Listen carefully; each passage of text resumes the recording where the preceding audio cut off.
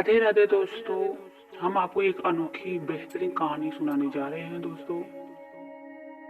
बहुत समय पहले की बात है। एक ऐसा राज्य था जिसका नाम था कालापुर। यह राज्य बाकी राज्यों से अलग था क्योंकि यहाँ लोग समय को बहुत मानते थे लेकिन अपने समय की कद्र नहीं करते थे। इसी राज्य में रहता था एक साधारण युवक आरव। ना वह अमीर था ना ही बहुत पढ़ा लिखा था, लेकिन उसके भीतर एक सवाल हमेशा चलता रहता था। अगर हर इंसान को बराबर समय मिलता है तो कोई सफल और कोई असफल क्यों होता। आरू हर एक दिन काम ढूंढता लेकिन हर जगह से निराशा मिलती थी। लोग कहते कल आना, अभी समय नहीं है, तुम योग्य नहीं हो। धीरे धीरे आरो का आत्मविश्वास उठने लगा। वह सोचने लगा शायद मेरी किस्मत ही खराब है।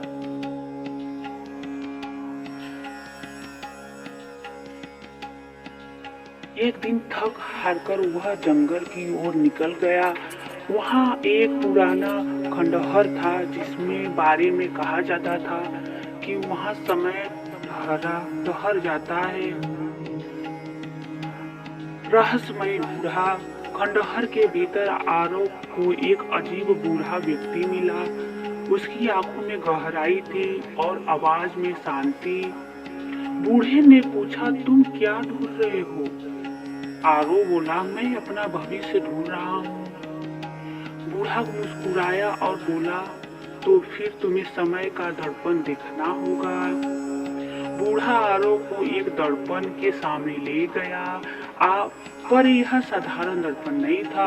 जैसे ही आरव ने उसमें देखा, उसने अपना अतीत देखा जहां उसने मौके गवाए, डर के कारण फैसले नहीं लिए और आलस में समय बर्बाद कर दिया। फिर उसने भविष्य देखा, एक दिन अकेला थका हुआ आदमी जो हमेशा दूसरों को दोष देता था। आरो डर गया। आरो रोते हुए बोला मैं यह भविष्य नहीं चाहता।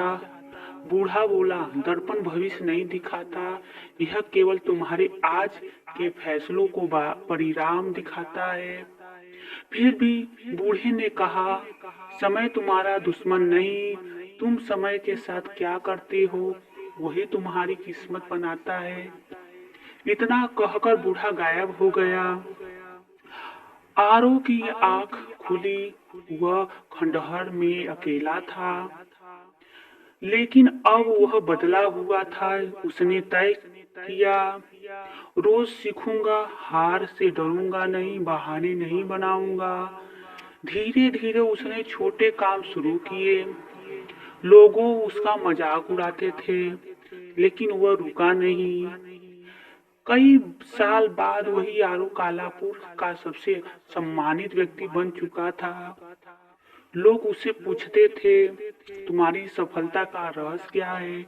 आरो मुस्कुराकर कहता मैंने समय को नहीं बदला, मैंने खुद को समय के लायक बना लिया।